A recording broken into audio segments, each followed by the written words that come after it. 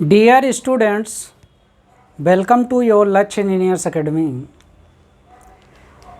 इस वीडियो में हम लोग फैक्टर्स अफेक्टिंग परमिबिलिटी को प्रभावित करने वाले कारक के बारे में स्टडी करेंगे, या स्ट्रैटिफाइड सॉइल में इक्विवेलेंट जो परमिबिलिटी होती है उसको ज्ञात करने का फॉर्मूला हम लोग देखेंगे। तो यहाँ पर सबसे पहले हम लोग देखते हैं कि फैक्टर्स अफेक्टिंग परमिबिलिटी को प्रभावित करने वाले कारक कौन कौन से हैं। तो सबसे पहला कारक जो इसमें है, साइज ऑफ वायज या पार्टिकल का साइज, वायड का साइज या पार्टिकल का साइज। क्योंकि जो आपका सॉइल होता है, सॉइल में जितने बड़े पार्टिकल होंगे उतना बड़ा उसका वायड्स होता है। तो यहाँ पे पहला जो कारक है वो हम लोग देखते हैं पार्टिकल साइज।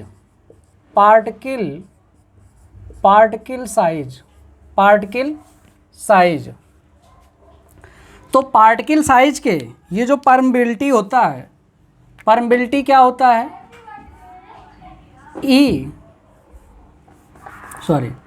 परमिबिलिटी के प्रोपोर्शनल टू डी स्क्वायर। जैसे जैसे साइज या डायामीटर पार्टिकल का बढ़ता है, परमिबिलिटी आपका क्या होता है, बढ़ता है। पार्टिकल का साइज बढ़ने से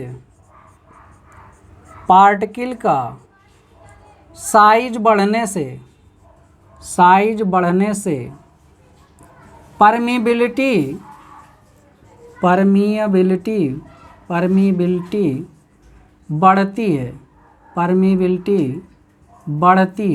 परमिबिलिटी क्या होती है, बढ़ती है। तो ये जो परमिबिलिटी आपकी बढ़ती है ये डायामीटर के स्क्वायर के प्रोपोर्शनल होता है। परमिबिलिटी क्या होता है, डायामीटर के स्क्वायर के प्रोपोर्शनल रहता है। इस बात को ध्यान रखना है क्योंकि एग्जाम में ये प्रोपोर्शनलिटी भी पूछ लेता है कि आपका जो है स्क्वायर प्रोपोर्शनल है या डायरेक्टली स्क्वायर प्रोपोर्शनल है, या आपका जो है प्रोपोर्शनल है, इन्वर्सली है। ये किस प्रकार का मतलब जो है रिलेशन इसमें होता है। तो यहाँ पे क्या है, परमिबिलिटी पार्टिकल साइज के स्क्वायर के डायरेक्टली क्या होता है, प्रोपोर्शनल होता है। फर्स्ट फैक्टर था पार्टिकल साइज जितना बड़ा होगा परमिबिलिटी सॉइल की जो है उतनी ही अधिक होगी। पार्टिकल का साइज बढ़ने से परमिबिलिटी क्या होता है, बढ़ता है। अब यहाँ पे दूसरा फैक्टर हम लोग देखते हैं शेप ऑफ द पार्टिकल। दूसरा यहाँ पर देखते हैं shape of the particle. Particle के शेप पर कैसे डिपेंड करता है। तो शेप आपका जो है पार्टिकल का शेप, इसे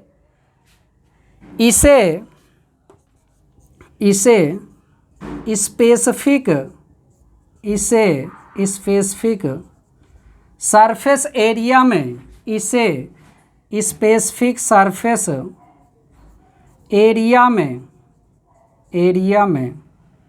प्रदर्शित करते हैं।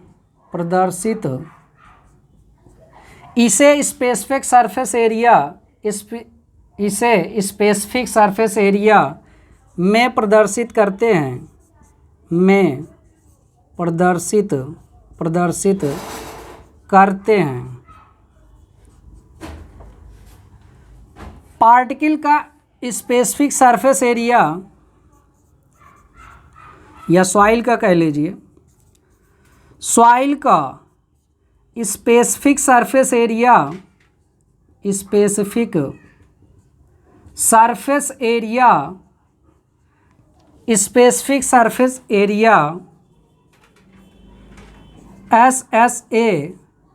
बढ़ने से permeability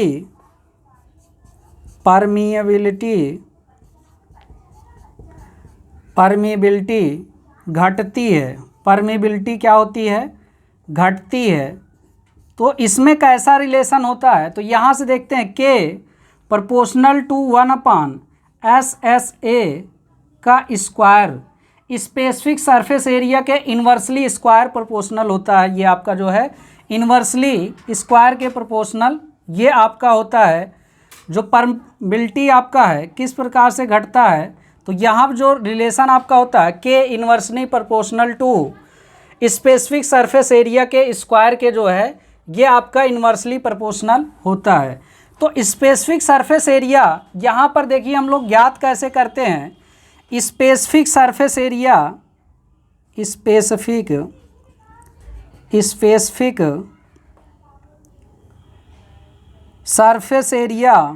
specific surface area equal to surface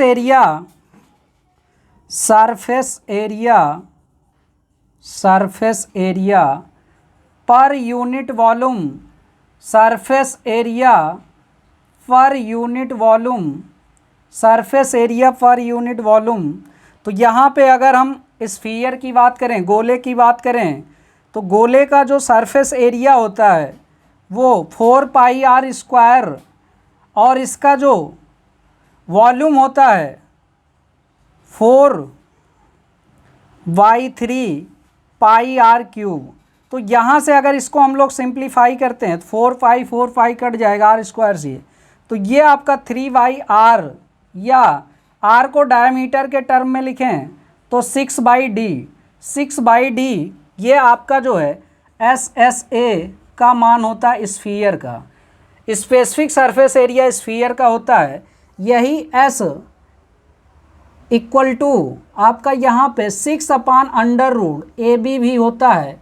अगर यहाँ पे A क्या है, जैसे अगर चालनी से पार्टिकल को हम सीव करते हैं, सॉइल को चालनी से सीव करते हैं, तो ये आपका जो है सीव्ड साइज है, सीव्ड साइज। इस साइज से क्या हुए पार्टिकल पास हो गए हैं। और बी आपका जो है रिटेन्ड साइज है। बी आपका क्या है, रिटेन्ड साइज। ये आपका क्या है, रिटेन्ड साइज। तो ये आपका स्पेसिफिक सरफेस एरिया में रिलेशन आपका होता है। तो यहाँ पे स्पेसिफिक सरफेस एरिया कैसे ज्ञात किया जाता है, surface area per unit volume. Surface area per unit volume, तो यहाँ पे एक पार्टिकल के लिए जनरली यहाँ कैलकुलेट किया गया। अगर ढेर सारे पार्टिकल हैं तो उनका सीव एनालिसिस करके किस साइज के पार्टिकल हैं, तो ये formula S specific surface area S represent कर रहा है आपका, यहाँ पर स्पेसिफिक सरफेस एरिया को रिप्रेजेंट कर रहा है 6/√AB, 6/√AB। अब यहाँ पर हम लोग बात करते हैं थर्ड फैक्टर की बात करते हैं। तीसरा फैक्टर देखिए यहाँ पर क्या है, तीसरे फैक्टर की हम लोग बात करते हैं। तीसरा फैक्टर है हमारा वायर्ड रेशियो। तीसरा जो फैक्टर है वायर्ड रेशियो। तो वायर्ड रेशियो जो होता है परमिबिलिटी के क्या होता है, ये स्क्वायर के डायरेक्टली प्रोपोर्शनल होता है। वायर्ड रेशियो E के स्क्वायर के डायरेक्टली प्रोपोर्शनल होता है, या K को हम इस तरह से भी रिप्रेजेंट करते हैं E³ /1+E। अब यहाँ पे क्या रिलेशन निकलेगा, वायर्ड रेशियो बढ़ने पर परमिबिलिटी क्या होगी, परमिबिलिटी भी आपकी क्या होगी, इंक्रीज करेगी। किसी सॉइल के अंदर वायर्ड रेशियो बढ़ने के कारण आपका परमिबिलिटी क्या करेगा, इंक्रीज करेगा। वायर्ड रेशियो बढ़ने के कारण परमिबिलिटी आपका इंक्रीज करेगा। बट इसमें एक कंडीशन आपकी होती है, ये पर्टिकुलर एक सॉइल के लिए वैलिड होता है, या एक सॉइल के लिए वैलिड होता है, या एक सॉइल के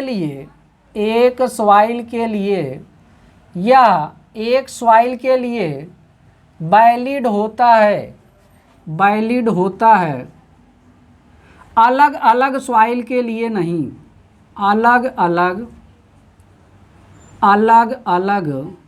सॉइल के लिए नहीं, अलग अलग सॉइल के लिए नहीं। क्योंकि अब यहाँ पर देखिए, अगर वायर्ड रेशियो अगर हम बात करें तो वायर्ड रेशियो आपका सिल्ट में और क्ले में सैंड और ग्रेबल की अपेक्षा क्या होता है, अधिक होता है, अधिक होता। बट आपका सिल्ट और क्ले में परमेबिलिटी क्या होती है, सिल्ट और क्ले में परमेबिलिटी कम होती है। तो पर्टिकुलर एक सॉइल के लिए ही ये आपका क्या है, वैलिड है, एक सॉइल के लिए ही बात करेंगे। तो पर्टिकुलर एक प्रकार की सॉइल में वार्ड रेशियो अगर अधिक होगा तो आपकी परमेबिलिटी उसमें क्या होगी, बढ़ती जाएगी। यहाँ पर ये बात आपको ध्यान रखना है। तीसरा हम लोग यहाँ पे बात करते हैं, चौथा जो फैक्टर हमारा है, चौथा फैक्टर की बात करते हैं, degree of saturation, degree of saturation, degree of saturation. तो डिग्री ऑफ सैचुरेशन यहाँ पे क्या होता है, डिग्री ऑफ सैचुरेशन के आपका क्या होता है, ये डिग्री ऑफ सैचुरेशन के डायरेक्टली प्रोपोर्शनल होता है। डिग्री ऑफ सैचुरेशन के क्या होता है, के आपका क्या होता है, के directly proportional two degree of saturation. तो यहाँ से क्या हो जाता है, सैचुरेशन बढ़ने से परमेबिलिटी का मान बढ़ता है, परमेबिलिटी का मान बढ़ता है। अब यहाँ पे क्या होता है, अगर सॉइल के अंदर एयर वायर्स हैं, सॉइल के अंदर एयर वायर्स हैं, तो वो क्या करते हैं, वायर्स क्या करते हैं, ये आपका जो ब्लॉकेज क्रिएट करते हैं। सॉइल के अंदर क्या करते हैं, सॉइल के अंदर एयर वायर्स सॉइल में एयर ब्लॉकेज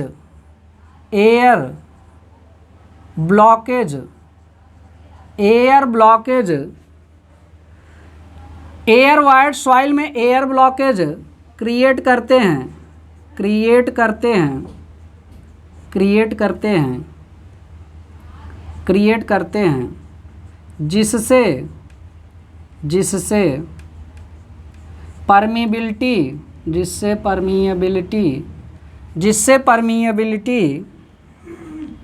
जिससे परमीबिलिटी घट जाती है। बट यहाँ सैचुरेशन जो है, सैचुरेशन की स्थिति में क्या होगा, 100% सैचुरेटेड सॉइल होगा, एयर वायर्स जीरो हो जाएंगे, एयर वायर्स जीरो हो जाएंगे, परमेबिलिटी आपकी क्या होगी, अधिक होगी, परमेबिलिटी क्या होगी, अधिक होगी। तो यहाँ पर देखते हैं नेक्स्ट आपका structure of soil, next factor आपका है स्ट्रक्चर ऑफ सॉइल। यहाँ पे नेक्स्ट फैक्टर की बात करते हैं, structure of soil. Structure of soil में यहाँ पर हम लोग देखते हैं फ्लॉकुलेटेड स्ट्रक्चर की परमेबिलिटी डिस्पर्स्ड स्ट्रक्चर से आपकी क्या होती है, अधिक होती है, डिस्पर्स्ड स्ट्रक्चर से क्या होती है, अधिक होती है। फ्लॉकुलेटेड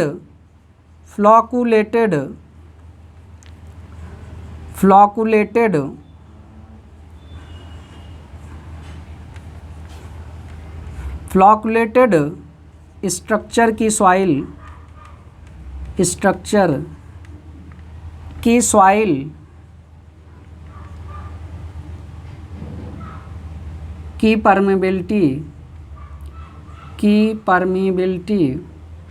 की परमेबिलिटी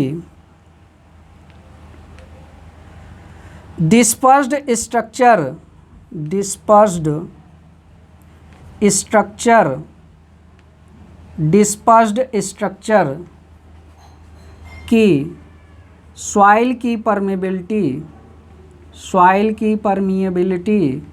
सॉइल की परमेबिलिटी से अधिक होती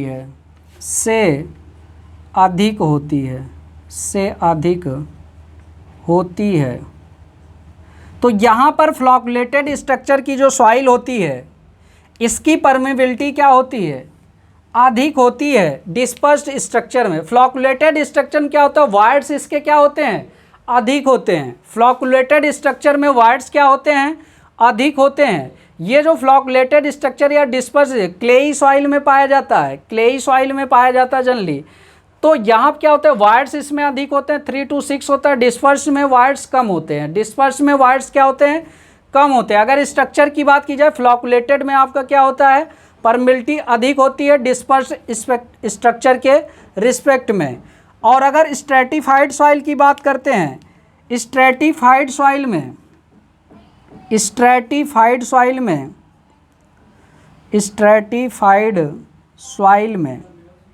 स्ट्रैटिफाइड सॉइल में parallel to bedding plane, parallel to bedding plane,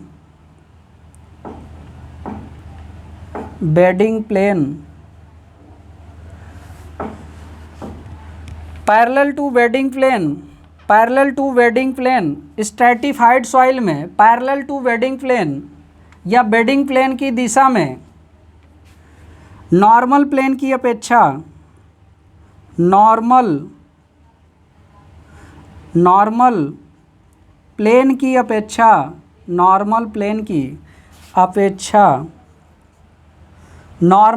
की अपेक्षा अधिक होती है।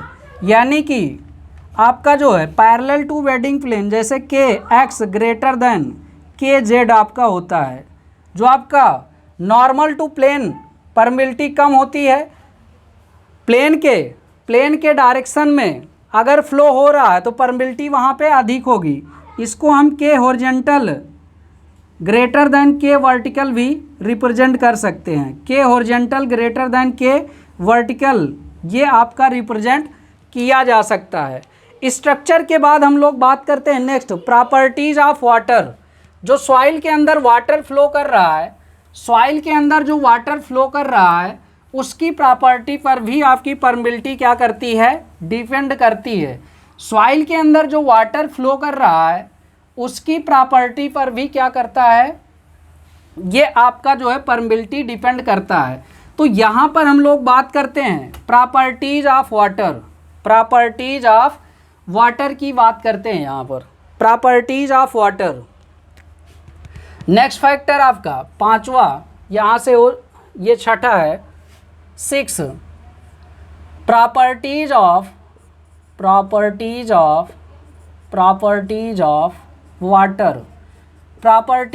वाटर। तो यहाँ से परमिबिलिटी जो आपका होता है, परमिबिलिटी की अगर बात करें तो ये आपका प्रॉपर्टीज ऑफ वाटर के प्रोपोर्शनल टू, ये आपका होता है unit weight of water upon mu के प्रोपोर्शनल होता है। यहाँ से क्या होता है, गामा डब्लू क्या है, unit weight of water, gamma W unit weight of water, unit weight of water, और म्यू क्या है, dynamic viscosity, coefficient of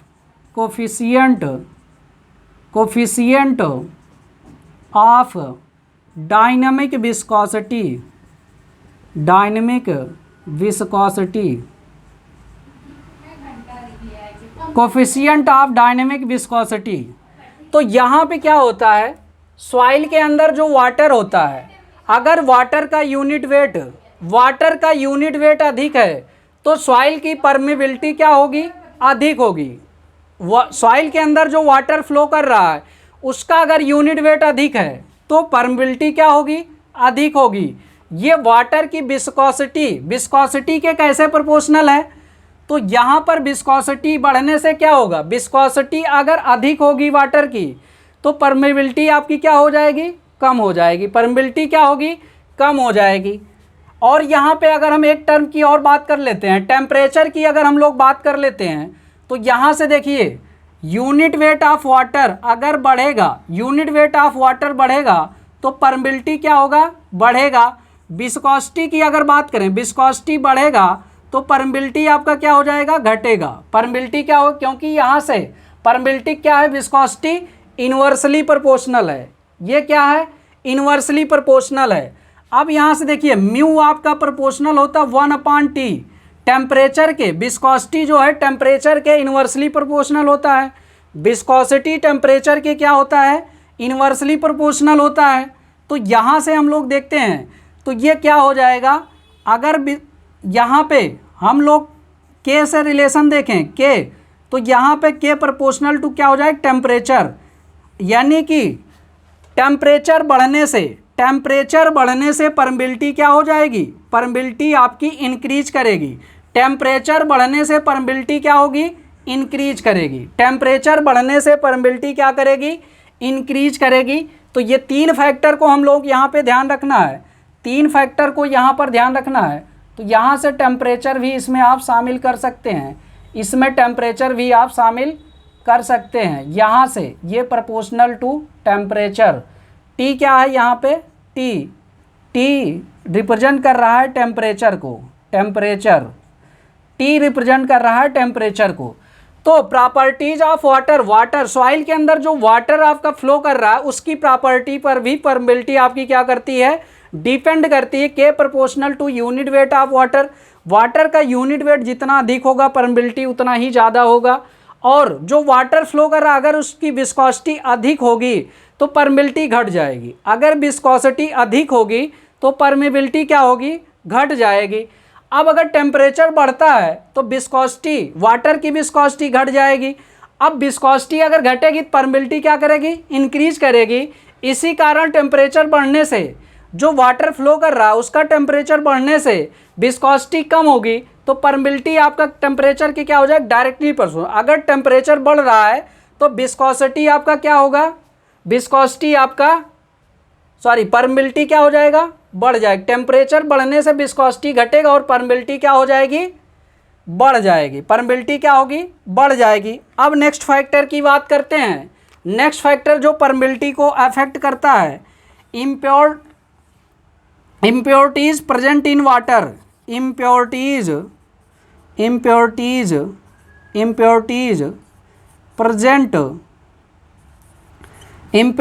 present in water, impurities present in water.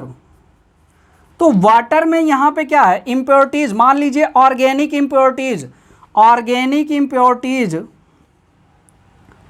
Organic impurities, organic impurities or entrapped air, are entrapped air, entrapped air के कारण, entrapped air के कारण, air के कारण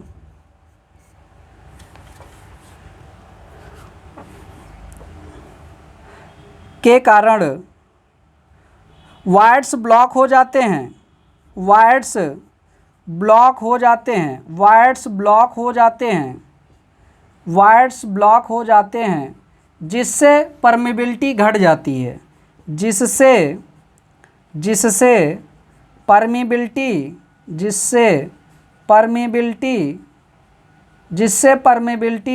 घट जाती है, जिससे परमेबिलिटी घट जाती है, जिससे परमेबिलिटी क्या होती है, घट जाती है। अब यहाँ पे हम लोग बात करते हैं कि ये आपका इम्प्योरिटीज़ बढ़ने से, इम्प्योरिटीज़ अगर बढ़ेंगी तो परमेबिलिटी आपकी क्या होगी, घट जाएगी। अब यहाँ पे नेक्स्ट फैक्टर की बात करते हैं। नेक्स्ट फैक्टर यहाँ पर है आपका, नेक्स्ट फैक्टर की बात कर लेते हैं, एडजॉर्ब वाटर। नेक्स्ट फैक्टर आपका है एडजॉर्ब वाटर। यहाँ पर नेक्स्ट फैक्टर की अगर हम लोग बात करते हैं तो है एडजॉर्ब वाटर। अब यहाँ पर देखिए एडजॉर्ब वाटर की अगर हम लोग बात करते हैं तो यहाँ पर देखिएगा एडजॉर्ब वाटर क्या होता है, फाइन ग्रेन सॉइल में पार्टिकल पर एडजॉर्ब वाटर आ जाता है। एडजॉर्ब वाटर क्या करता है, वाटर फ्लो में रेजिस्टेंस क्रिएट कर देता है। क्या करता है, जब वाटर फ्लो करता है तो उसमें रेजिस्टेंस क्रिएट करता है, रुकावट डालता है, जिसके कारण परमेबिलिटी क्या होती है, घट जाती है फाइन ग्रेन सॉइल में। इसीलिए बेसिकली क्ले में आपका क्या होता है, परमेबिलिटी बहुत कम हो जाता है, ये भी एक रीज़न है। दूसरा, स्टार्टिंग में पहले वीडियो मैंने आपका डिस्कशन किया था कि क्ले के अंदर जो है, क्ले के अंदर वायर्स अधिक होने के बावजूद परमेबिलिटी उसकी बहुत ही कम होती, इम्परवियस होता है। और इसके अलावा एक न्यूमेरिकल भी हम लोगों ने सॉल्व किया था, अगर क्ले में वाटर 1 मीटर डिस्टेंस चलना हो तो 1 मीटर डिस्टेंस चलने के लिए 3 साल से अधिक समय लगता है। क्ले में वाटर को अगर 1 मीटर डिस्टेंस चलना है तो 3 साल से अधिक समय लग जाएगा। तो इसलिए क्ले को इम्परवियस माना जाता है, तो यहाँ पर हम लोग देखते हैं नेक्स्ट फैक्टर हमारा है एडजॉर्ब वाटर। 8th फैक्टर है एडजॉर्ब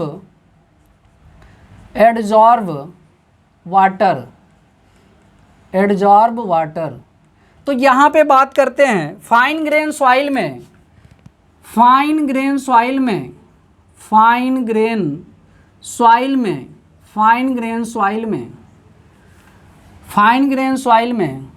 पार्टिकल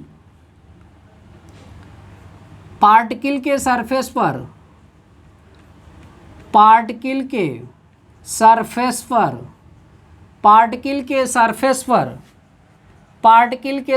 पर एडजॉर्ब वाटर प्रेजेंट होने के कारण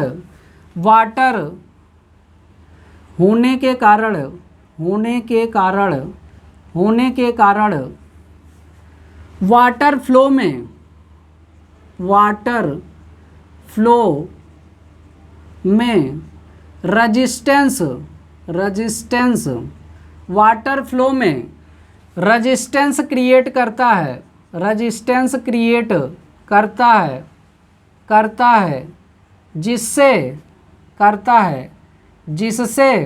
जिससे सॉइल की परमिएबिलिटी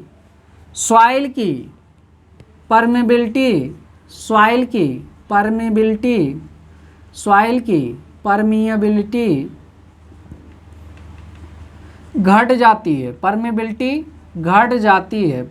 क्या होती है? घट जाती है। तो यहाँ पर एडजॉर्ब वाटर बढ़ने से परमिएबिलिटी क्या होगी? एडजॉर्ब वाटर जितना ज़्यादा होगा सॉइल के अंदर, परमिएबिलिटी क्या हो जाएगी? कम हो जाएगी। तो यहाँ पे फैक्टर्स की हम लोगों ने बात किया। अब यहाँ पे एक नोट पॉइंट देख लेते हैं कि जनरली जो इंडिया में परमिएबिलिटी को रिपोर्ट किया जाता है या परमिएबिलिटी को मापा जाता है वो 20 डिग्री सेल्सियस टेम्परेचर पर मापा जाता है।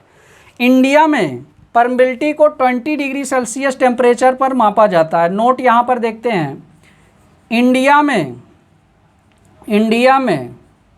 परमिएबिलिटी को 20 डिग्री सेल्सियस टेम्परेचर पर ज्ञात किया जाता है।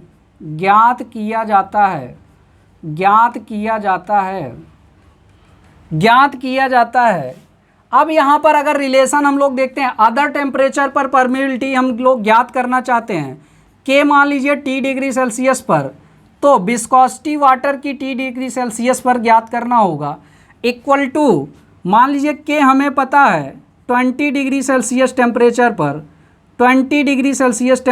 पर और यहाँ विस्कोसिटी 20 डिग्री सेल्सियस टेम्परेचर पर पता है। तो ये फॉर्मूला यूज करके हम लोग क्या करते हैं, अलग टेम्परेचर पर परमिएबिलिटी को ज्ञात कर सकते हैं, अलग किसी भी टेम्परेचर पर परमिएबिलिटी ज्ञात कर सकते हैं।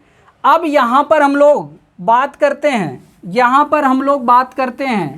ये आपका जो है coefficient of absolute permeability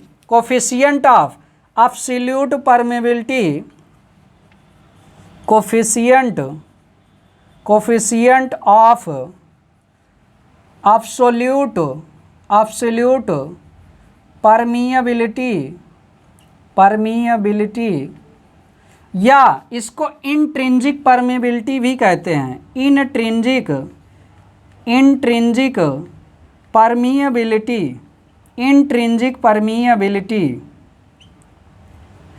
intrinsic permeability. तो कोफिशिएंट ऑफ एब्सोल्यूट परमिएबिलिटी या इंट्रिंसिक परमिएबिलिटी क्या होता है? ये आपका क्या होता है, ये फ्लूइड की प्रॉपर्टीज़ पर डिपेंड करता है। ये क्या करता है, ये आपका जो है फ्लूइड की प्रॉपर्टीज़ पर डिपेंड करता है। ये आपका क्या करता है, फ्लूइड की प्रॉपर्टीज़ पर डिपेंड करता है। या फ्लूइड की प्रॉपर्टीज़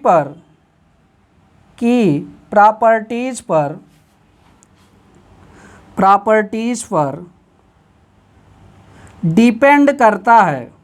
डिपेंड करता है या फ्लूइड की प्रॉपर्टीज़ पर डिपेंड करता है या फ्लूइड की प्रॉपर्टीज पर डिपेंड करता है, इसे के नॉट से रिप्रेजेंट करते हैं, इसे के नॉट से रिप्रेजेंट करते हैं। तो यहाँ पर देखते हैं के नॉट इक्वल टू क्या होता है, के coefficient of permeability divided by यहाँ into viscosity of water upon unit weight of water, ये आपका क्या होता है, यूनिट वेट ऑफ वाटर। अब अगर इसकी डायमेंशन की बात करते हैं, के नॉट का डायमेंशन बीमा, इसका जो बीमा होता है ये आपका एल स्क्वायर होता है, एल स्क्वायर यूनिट ऑफ के नॉट।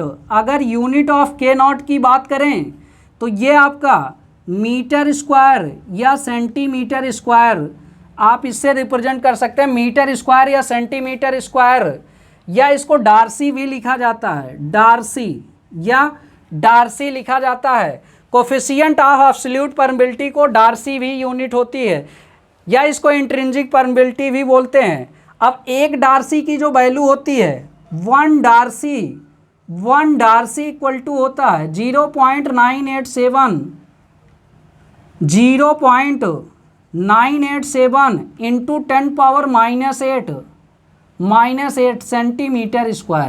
सेंटीमीटर स्क्वायर, ये वन डार्सी की वैल्यू होती है। तो यहाँ पर आपको कोफिशिएंट ऑफ एब्सोल्यूट परमेबिलिटी या इंट्रिंसिक परमेबिलिटी की चर्चा हम लोगों ने किया, या फ्लूइड की प्रॉपर्टीज पर डिपेंड करता है, इसे के नॉट से रिप्रेजेंट करते हैं, के नॉट इक्वल टू के mu upon rho W unit weight of water. Mu यहाँ पे आपका क्या है, viscosity, dynamic viscosity of water, और इसकी यूनिट क्या होती है, मीटर स्क्वायर या सेंटीमीटर स्क्वायर या डार्सी में इसको रिप्रेजेंट करते हैं। अब यहाँ पे हम लोग जो है स्ट्रेटिफाइड सॉइल की जो है इक्विवेलेंट परमेबिलिटी की बात करते हैं, स्ट्रेटिफाइड सॉइल की इक्विवेलेंट परमेबिलिटी की बात करते हैं। यहाँ पर हम लोग देखते हैं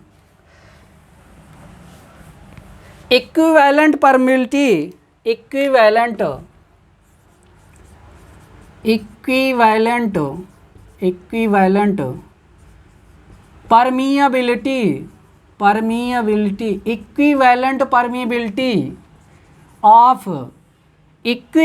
परमेबिलिटी ऑफ स्ट्रेटिफाइड सॉइल।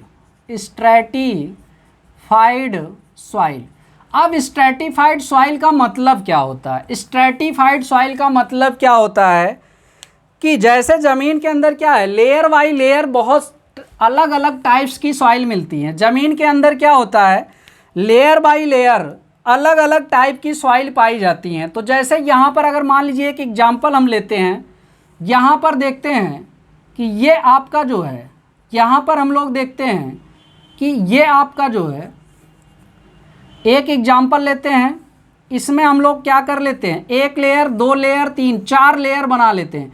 तो ये एक अलग अलग सॉइल हैं। ये क्या है, एक सॉइल, एक लेयर, दूसरी लेयर, तीसरी लेयर, चौथी लेयर। तो यहाँ पे क्या अलग अलग लेयर में अलग अलग टाइप की सॉइल हैं। तो स्ट्रेटिफाइड ये हो रही कि अलग अलग लेयर में सॉइल जमी हुई हैं, डिफरेंट टाइप की सॉइल।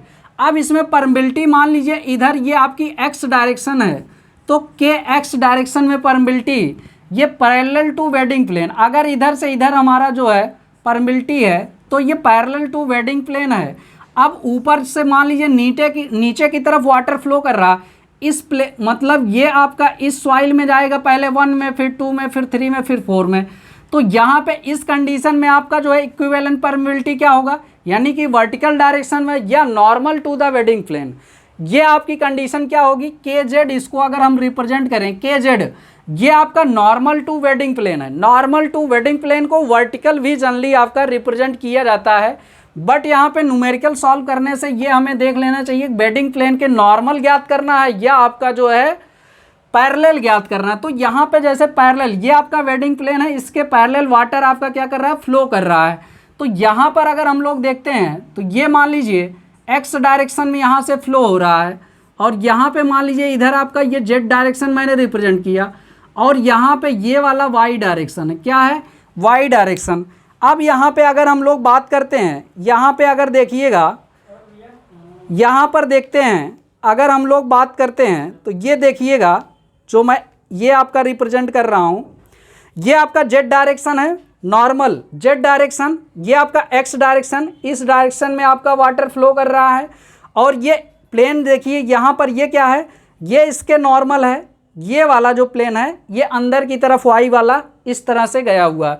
तो इस कंडीशन में ये एक्स है और ये वाई है, एक्स और वाई ये पैरेलल टू जो है बेडिंग प्लेन ही है आपका, पैरेलल टू वेडिंग प्लेन ही एक्स वाई है। बट ये आपका जो जेड वाला है, ये आपका क्या है, जेड वाला आपका नॉर्मल टू द प्लेन जा रहा है, नॉर्मल टू द प्लेन जा रहा है। अगर यहाँ से अलग अलग प्लेन की हम लोग बात करते हैं कि इसका जो परमिबिलिटी कोफिशिएंट ऑफ परमिबिलिटी है, लेयर 1 का K1, लेयर 2 का K2, लेयर 3 का K3 और लेयर 4 का K4 है, और इसकी थिकनेस अलग अलग हम मान लेते हैं, इसकी थिकनेस H1, इसकी थिकनेस H2, इसकी थिकनेस H3 और चौथे लेयर की थिकनेस H4। अब यहाँ पे हम लोग फर्स्ट केस देखते हैं, parallel to the bedding plane, equivalent permeability parallel to the bedding plane. यहाँ से हम लोग देखते हैं first case, equivalent permeability, equivalent permeability, equivalent permeability parallel to bedding plane, parallel to bedding plane. तो यहाँ पे अगर हम लोग रिप्रेजेंट करना चाहें, यहाँ पे एक्स वाई के एक्स के वाई के जेड को अगर हम लोग रिप्रेजेंट करना चाहें तो इस प्रकार से हम लोग रिप्रेजेंट कर सकते हैं। यहाँ पे जो के एक्स है, के एक्स ये आपका हो जाएगा permeability parallel to bedding plane, permeability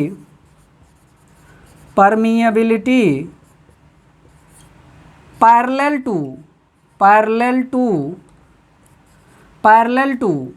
wedding plane, parallel to bedding plane K Y अगर हम लोग देख लेते हैं तो ये भी permeability parallel to bedding plane.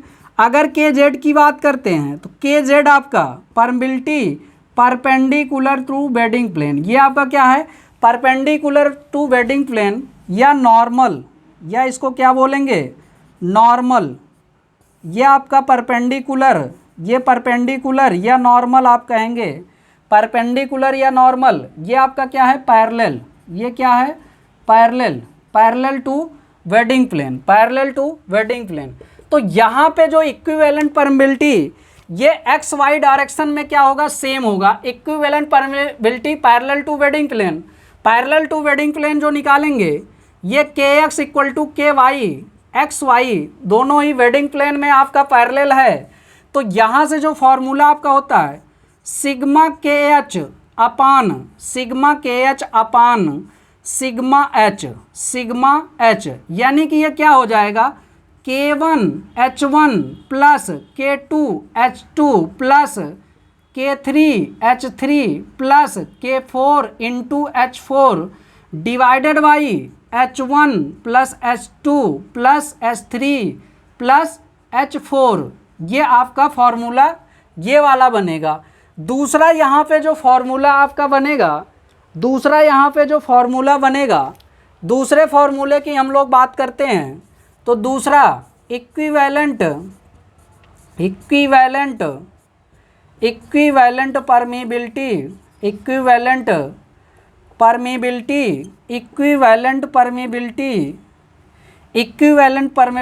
To normal permeability, normal to the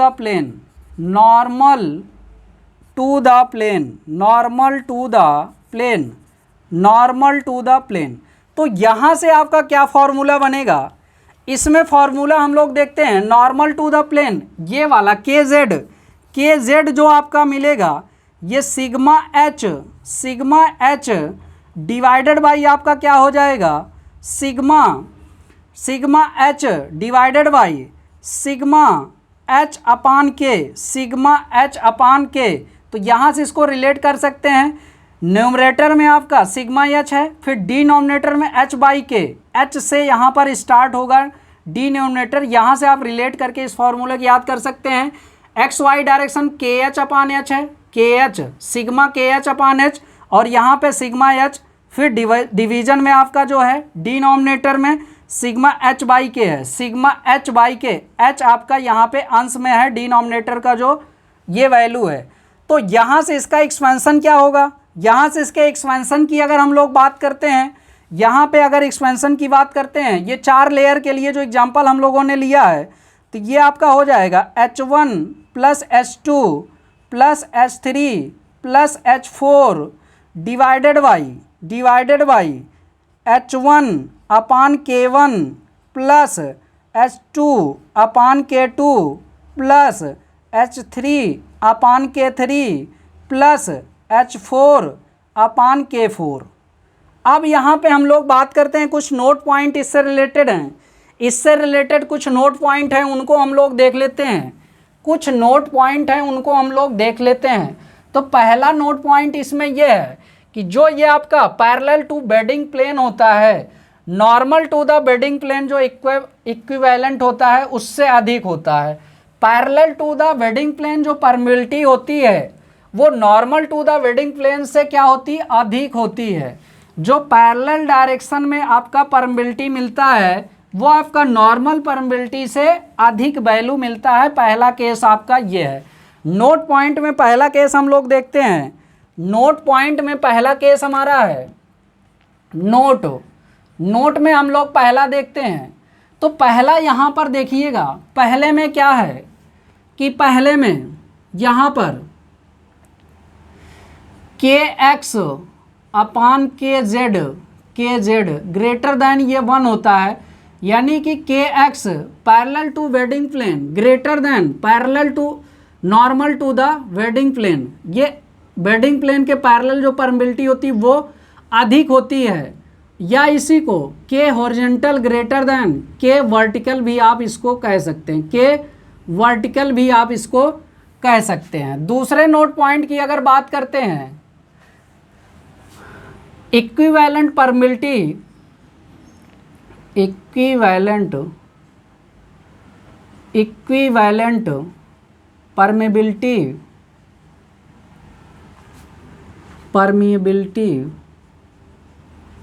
in 2D, यानी कि 2 डायमेंशन में अगर जो है इन 2 डायमेंशन में अगर परमिबिलिटी है, तो 2 डायमेंशन का इक्विवेलेंट निकालने के लिए, 2 डायमेंशन में इक्विवेलेंट निकालने के लिए के इक्विवेलेंट जो अंडर रूट ये आपका मिल जाएगा।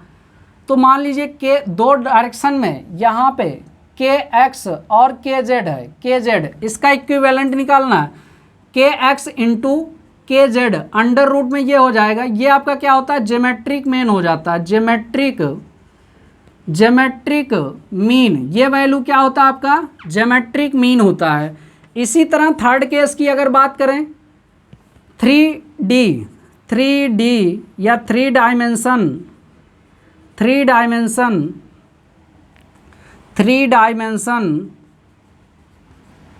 इक्विवेलेंट परमिबिलिटी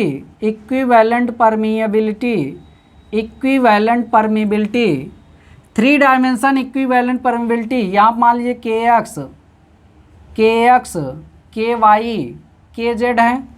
तो यहाँ पर हम लोग देखते हैं कि ये के इक्विवेलेंट जो आपका होगा, ये अंडर रूट में यहाँ पर घात 3 रूट का घात 3 क्यूब रूट, ये आपका हो जाएगा के एक्स इंटू के वाई इंटू के जेड। ये भी आपका क्या है, ज्योमेट्रिक मीन ही है। क्या है, ज्योमेट्रिक मीन। या इसको एक तरह से और लिखा जा सकता है, के एक्स इंटू के वाई इंटू के जेड पावर 1/3। ये भी आपका क्या होता है, ज्योमेट्रिक मीन होता है, ज्योमेट्रिक मीन। अब यहाँ पे अगर चौथे केस की हम लोग बात करते हैं, चौथा केस हमारा जो है ये भी इम्पॉर्टेंट है। चौथे केस में हम लोग देखते हैं, चौथे केस में क्या होता है, चौथे केस की अगर हम लोग बात कर लेते हैं यहाँ पर, तो चौथे केस में क्या होता है कि यहाँ पर अगर दो सॉइल, एक सॉइल से दूसरे सॉइल में कोई इंटरफेस या बाउंड्री है, तो वहाँ पे क्या होता है कि परमिबिलिटी, अगर दोनों सॉइल की अलग अलग सॉइल्स हैं तो उसमें जो वाटर अगर हमारा इंटरफेस चेंज करता है, वाटर हमारा इंटरफेस चेंज करता है, तो इंटरफेस के नॉर्मल से जो आपका फ्लो लाइन या स्ट्रीम लाइन होता है उसका एंगल क्या होता है, चेंज हो जाता है, उसका एंगल क्या होता है, चेंज होता है। तो यहाँ से हम लोग देखते हैं, यहाँ से देखते हैं ये आपका क्या वैल्यू होता है, यदि फ्लो डिफरेंट सॉइल मास में, यदि फ्लो दो डिफरेंट सॉइल मास में, यदि फ्लो दो डिफरेंट सॉइल मास में हो रहा है जिसकी परमिबिलिटी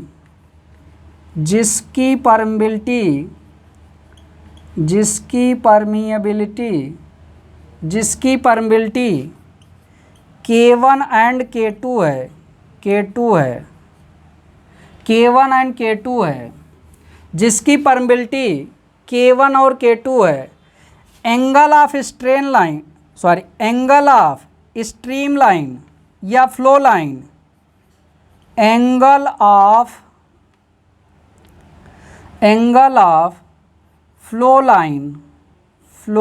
लाइन या स्ट्रीम लाइन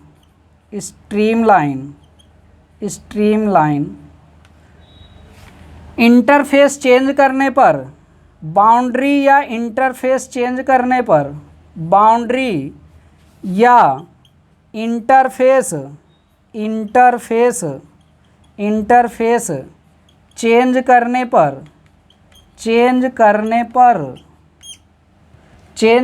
पर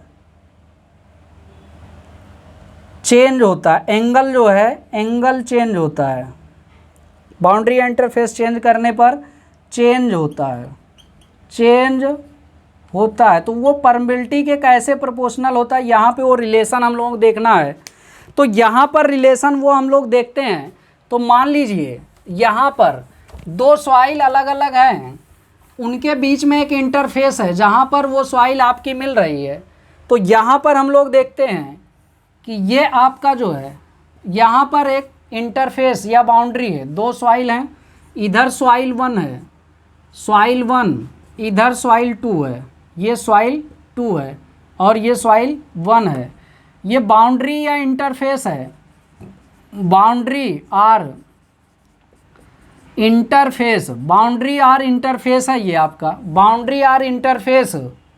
तो यहाँ पर हम लोग देखते हैं ये आपका क्या है, बाउंड्री या इंटरफेस है, इसकी परमिबिलिटी K1 है, इसकी परमिबिलिटी K2 है, और यहाँ पर अगर इसके नॉर्मल दो लाइन मान लीजिए हम लेते हैं, ये आपका फ्लो लाइन है, यहाँ θ1 एंगल बन रहा है, और यहाँ से जब ये जानी चाहिए इस तरह से, तो ये मान लीजिए स्लोप इसका क्या हो रहा है, चेंज होके कुछ ऐसा हो जा रहा है, स्लोप इसका थोड़ा सा यहाँ पे चेंज हो रहा है, ये θ2 एंगल बन रहा है यहाँ पे।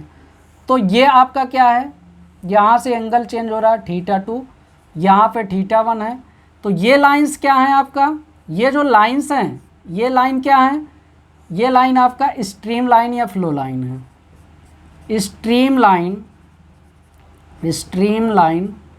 Are flow line, stream line या फ्लो लाइन। तो यहाँ पे जो परमिबिलिटी आपका होगा वो कैसे आपका प्रोपोर्शनल होता है, तो उसका फॉर्मूला आपके एग्जाम में पूछ लेता है कभी कभी। तो इसका जो फॉर्मूला आपका होता है यहाँ पर K1 upon K2 tan θ1 upon tan θ2। तो ये आपका इम्पॉर्टेंट पॉइंट चौथा था। चौथा ये इम्पॉर्टेंट पॉइंट था, अगर दो सॉइल के इंटरफेस पे क्या होता है कि जो ये फ्लो लाइन का एंगल चेंज होता है, इंटरफेस पर फ्लो लाइन का एंगल चेंज होता है, तो यहाँ पे परमिबिलिटी ज्ञात करने के लिए अगर दो सॉइल हैं तो K1 upon K2 equal to tan θ1 upon tan θ2 ये आपका रेशियो, यहाँ पर रिलेशन आपका ये होता है। तो यहाँ से स्ट्रेटिफाइड सॉइल के बारे में जो परमिबिलिटी होती है, इक्विवेलेंट परमिबिलिटी, वो हम लोगों ने ज्ञात किया। अब इसके बाद हम लोग नेक्स्ट वीडियो में जो आपका मेथड्स होते हैं परमिबिलिटी ज्ञात करने के लिए, परमिबिलिटी ज्ञात करने के जो आपके फील्ड मेथड हैं, लेबोरेटरी मेथड हैं या आपका इनडायरेक्ट मेथड हैं, उसकी हम लोग डिटेल से चर्चा करेंगे। तब तक के लिए धन्यवाद।